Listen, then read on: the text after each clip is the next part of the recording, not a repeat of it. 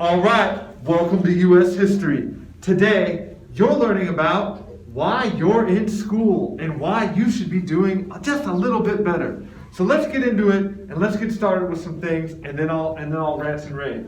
Your objective: you are the most important students in the history of the world, and I want you to know that today, and I'm going to prove it to you. So let's learn about the word of the day.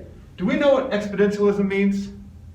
Big word. It's a big word, but it's simple once you know what it means. Let me show you what it means. It just means doubling. So you start with 1, you double 1, 2, you double 2, 4, and 8, and 16, and so on and so forth. And when you do that, it seems so simple at the top, but when you do that and you get to the bottom, give me a guess at what number you think this last number is. 1,000,000. 1,000,000 is a great guess. That's the number. Okay, whatever that number is. It's more than 1,000,000 though. It's a lot more than 1,000,000. It's a huge number. When you double each time, it starts going faster and faster and faster. The curve gets steeper and steeper, and suddenly it just literally is mind-blowing. So let's watch this small video of... This is an old story, but it reminds us of the surprises we can get when even a small number like 2 is multiplied by itself many times. King Shahram of India was so pleased when his Grand Vizier Sisabendar presented him with a game of chess that he asked Bendar to name his own reward. The request was so modest that the happy king immediately complied. What the Grand Vizier had asked was this: that 1 grain of wheat be placed on the first square of the chessboard, 2 grains on the second square, 4 on the third, 8 on the fourth, 16 on the fifth square, and so on, doubling the amount of wheat on each succeeding square until all 64 squares were accounted for. When the king's steward had gotten to the 17th square, the table was well filled. By the 26th square, the chamber held considerable wheat, and a nervous king ordered the steward to speed up the count. When 42 squares were accounted for, the palace itself was swamped. Now fit to be tied, King Shahram learns from the court mathematician that had the process continued, the wheat required would have covered all India to a depth of over 50 feet. Incidentally, laying this many grains of wheat end to end also does something rather spectacular. They would stretch from the Earth, beyond the Sun, past the orbits of the planets, far out across the galaxy to the star Alpha Centauri, 4 light years away. They would then stretch back to Earth, back to Alpha Centauri, and back to the Earth again. That is a lot of rice. But my point is that these numbers get fast quick. And you don't realize it. You just kind of look away and you turn around and whoa, it's got all huge rice coming out the palace. Okay, so let's watch this now and then we'll talk about it. So let's go back to this example. Let's say you want to ask Google to make you a haircut appointment on Tuesday between 10 and noon. What happens is the Google Assistant makes the call seamlessly in the background for you. So what you're going to hear is the Google Assistant actually calling a real salon to schedule the appointment for you. Let's listen.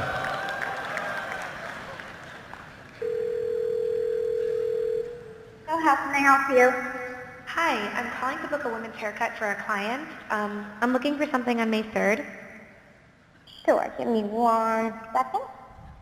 Mm-hmm. Sure, what time are you looking for around? At 12 p.m. We do not have a 12 p.m. available. The closest we have to that is a 1:15. Do you have anything between 10 a.m. and 12 p.m.? Depending on what service she would like. What service is she looking for? Just a woman's haircut for now. Okay, we have a 10 o'clock. 10 a.m. is fine. Okay, what's her first name? The first name is Lisa. Okay, perfect. So I will see Lisa at 10 o'clock on May 3rd. Okay, great. Thanks. Great. Have a great day. Bye.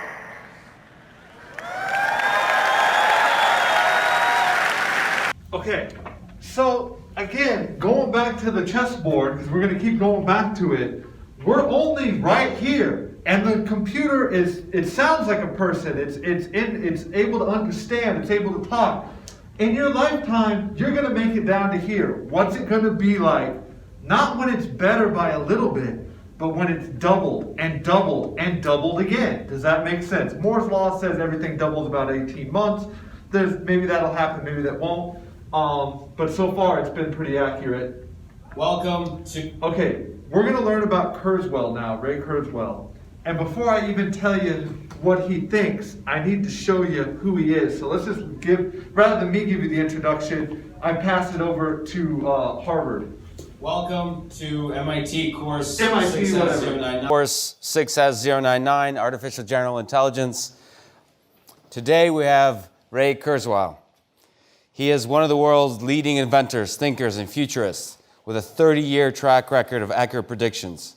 Called the Restless Genius by the Wall Street Journal and the Ultimate Thinking Machine by Forbes magazine.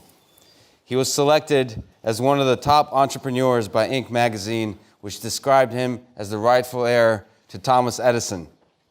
PBS selected him as one of the 16 revolutionaries who made America. Ray was the principal investigator of the first CCD flatbed scanner, the first Omni-font optical character recognition, the first point-to-speech reading machines for the blind, the first text-to-speech synthesizer, the first music synthesizer capable of recreating the grand piano and other orchestral instruments, and the first commercially marketed large vocabulary speech recognition.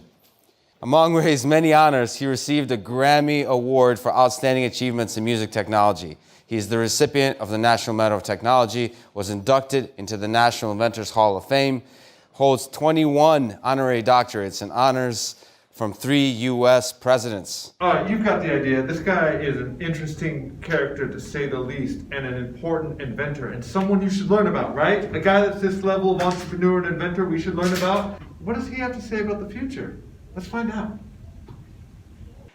5 to 10 years from now, search engines will actually be based on not just looking for combinations of words and links, but actually reading for understanding the billions of pages on the web and in books.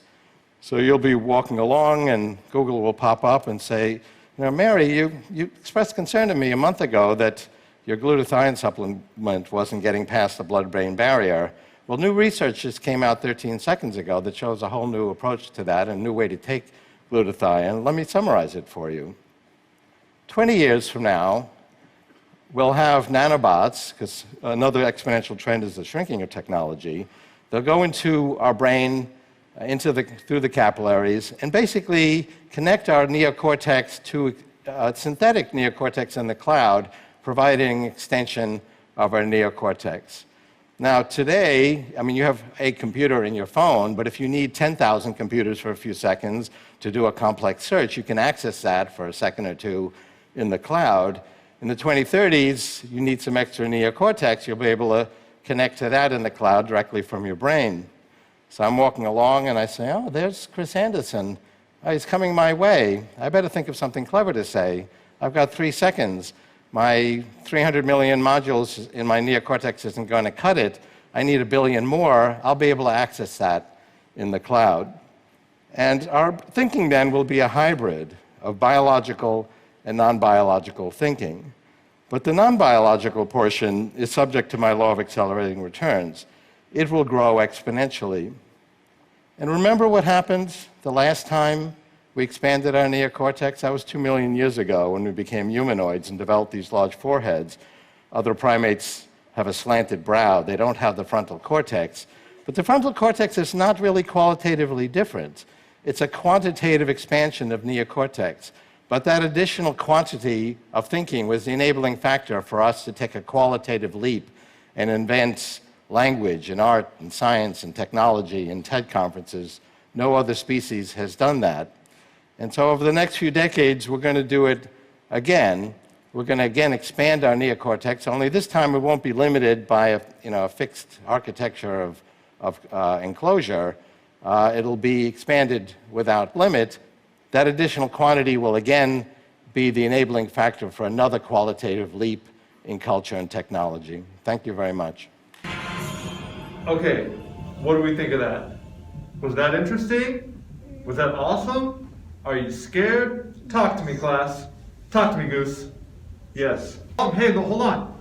All machines break, right? Ever had a computer that never crashed? There can be a problem. Yes.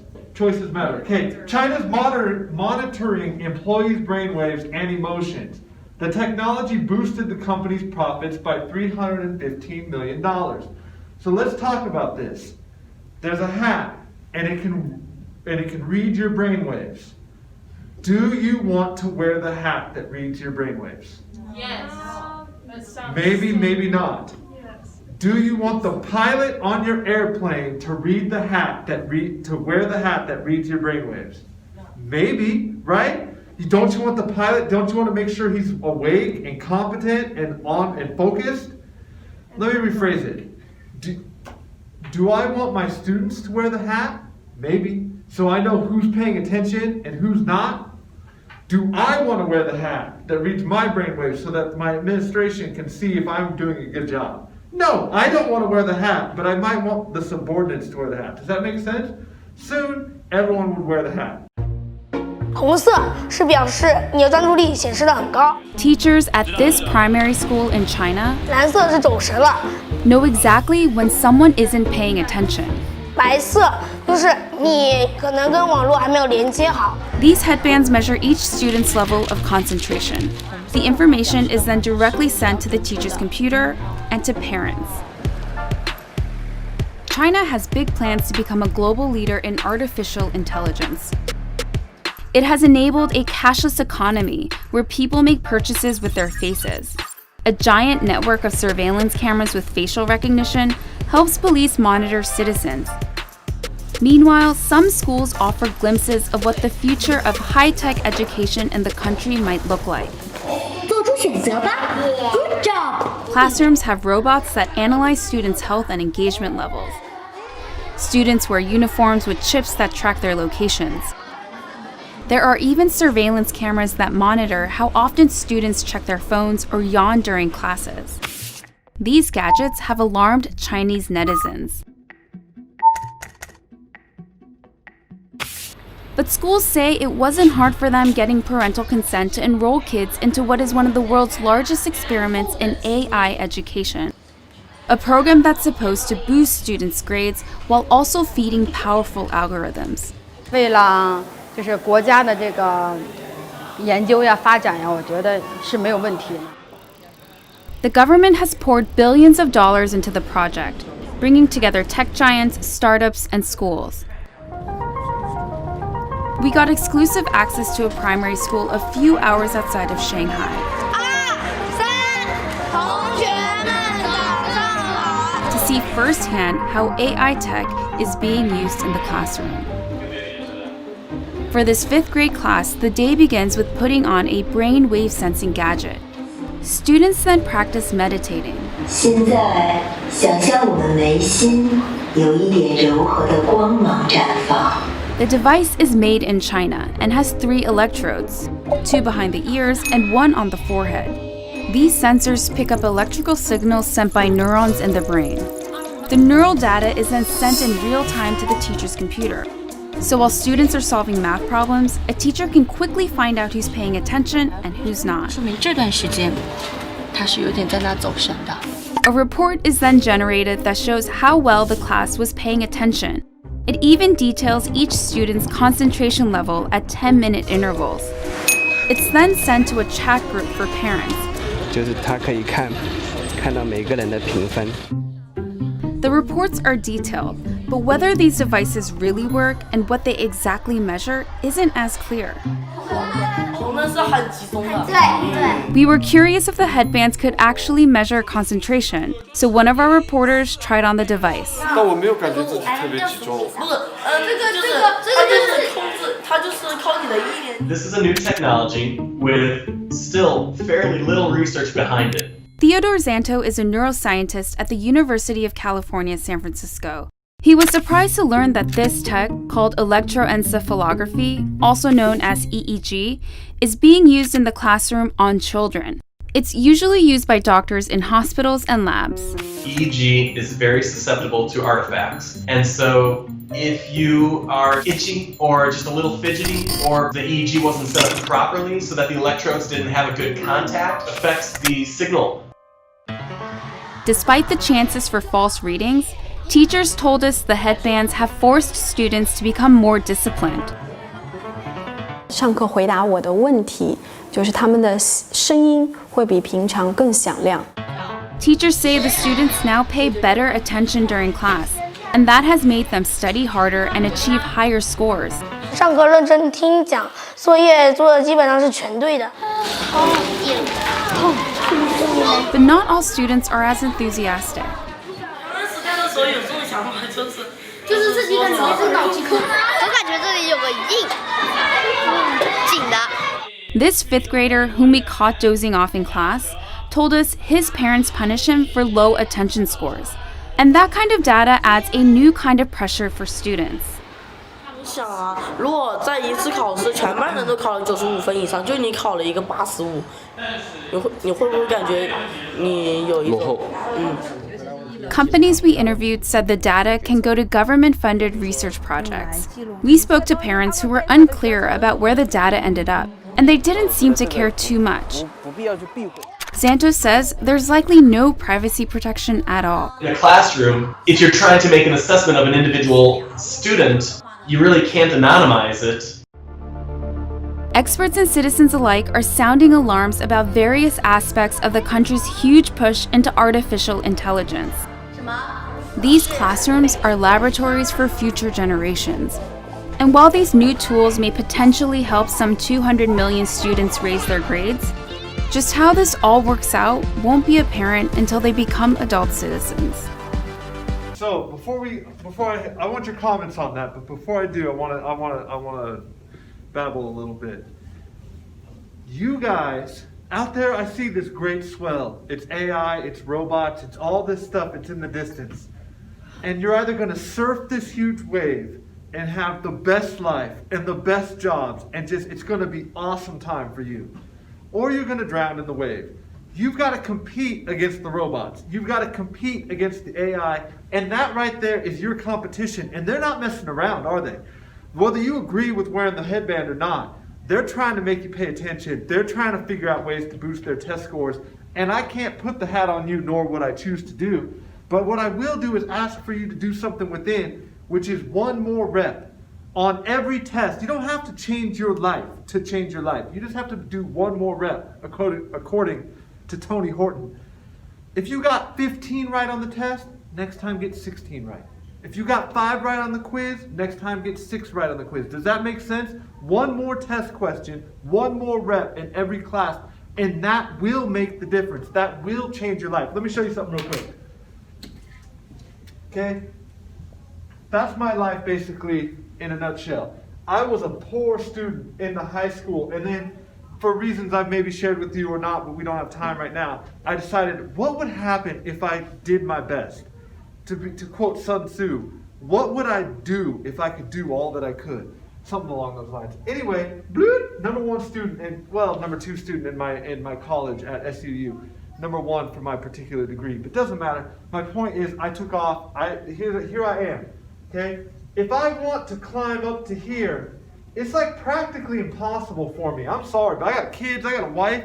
I'm like dry cement, okay? My life is my life. I love it. I'm blessed. I'm happy, but it's it. It ain't going any higher. It just is where it is, okay? You guys are all the way back here. Let's say you just did a little bit better. Just not even that much. You just changed like that little tiny bit. Over the course of your life, you end up way over here. Does that make sense? Like later in life, it becomes hard to change. But right now, a small change will have a huge difference down the line. And I'm just trying to show you how to be free. It's not about making more money. It's about living the life you want to live. You don't have to go to college, but you have to maximize your education, whatever that means for you. You want to be an artist? You want to be a musician? That's fine. You want to be a scientist? You want to be a pilot? That's fine. Whatever it is you're supposed to be the best, maximize your education, take it to the highest level. So that when you're up here, you won't look back with any regrets. And also, that's how you'll be free. You'll have a job, and you'll have any job you want. Okay, so now, let's take a look at your other competition.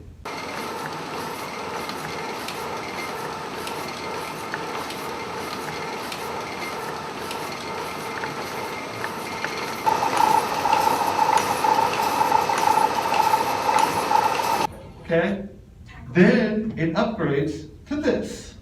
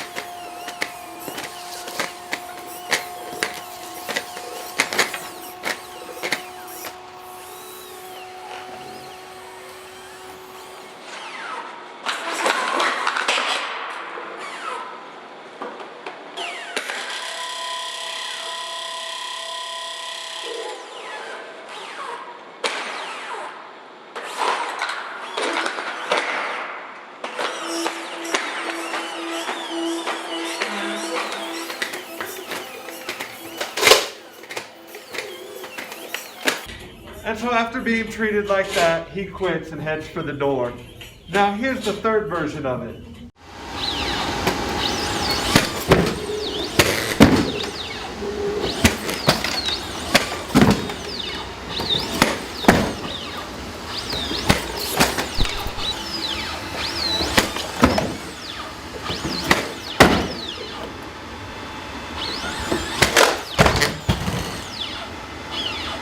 My word of the day, exponentialism. You went from this thing being tethered to the wall and hardly, just walking, to walking outside, to doing a backflip, doubling all the time. What's it going to be like in 50 years?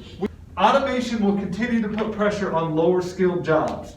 So we've learned about Flippy the robot, okay? It's not that there'll be no cooks or no burger flippers, but there'll be more burgers getting flipped by robots than by people when you guys are my age. New technologies will create awesome opportunities for those that are prepared. We'll need less burger flippers. We'll need more astronauts, okay? Education will be the largest differentiating factor between those who succeed and those who fail. Okay, a dark factory is a factory where they have there's no lights, that's why it's dark. But imagine if you had a factory without people. You don't need a restroom, you don't need lights, you don't need a lounge. There's all these things that people need. If you could design a factory that only robots worked in, what would that look like? The augmented age. Everybody says AI, artificial reality, but it's really going to be AI, augmented reality, a merger of man and machine and technology and stuff like that. And then term that I want you to be familiar with. This isn't pro or con. This is just know what UBI stands for. It stands for Universal Basic Income. That is the #1 social science, question right now. What happens if you get free money? Do you go back to school? Do you further your education? Or do you sit on the couch and play Xbox if you got free money? And they're doing a lot of experiments with that, where you get $600 or $800 free a month, and then we're trying to figure out what you do. This is the SpaceX. Hopefully you guys have seen this. I thought this was interesting. Where the rocket lands backwards. Did we watch this last year at all? When I saw this, I said, wow. I didn't think that was possible, to land a rocket backwards on a boat. But what I had seen before then was their cartoon where they say they're going to go to Mars. That's what this looks like.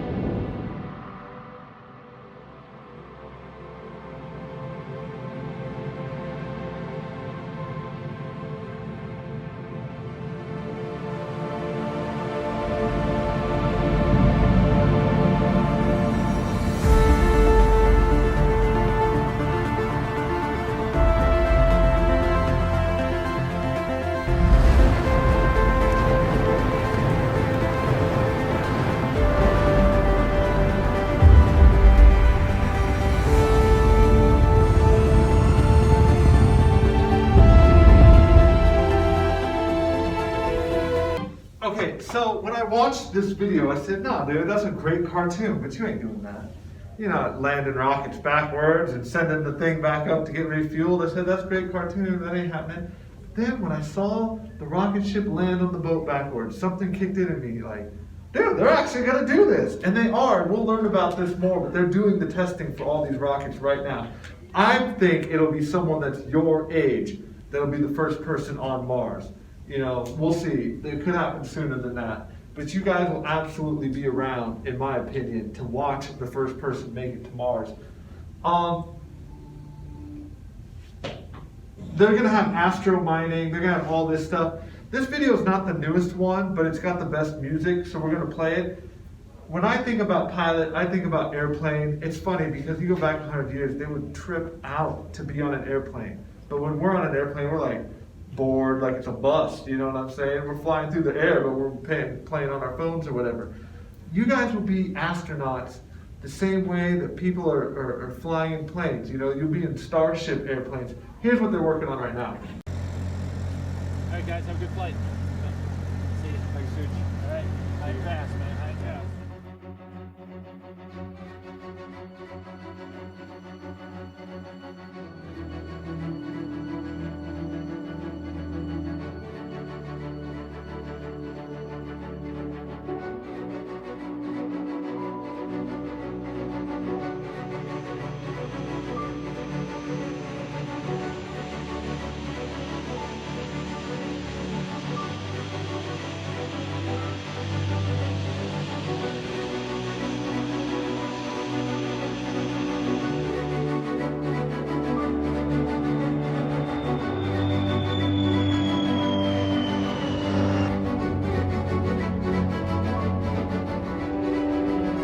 Nine, 8, 7, 6, 5, 4, 3, 2, 1.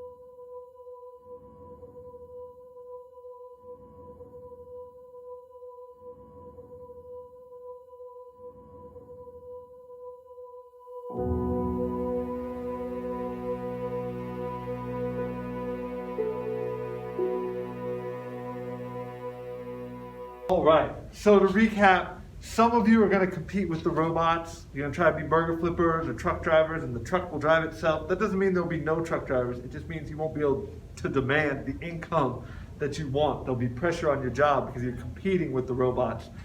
And that's some of you. Some of you are going to be taking vacations to the moon. You'll be like, man, the moon again? We went to the moon last summer. Okay? It's going to be awesome, dude. You're going to be able to do whatever you want, own your own businesses, be entrepreneurs. So I want to encourage you to be the best you that you can. Take your education seriously and just do the best you can. One more rep. Okay?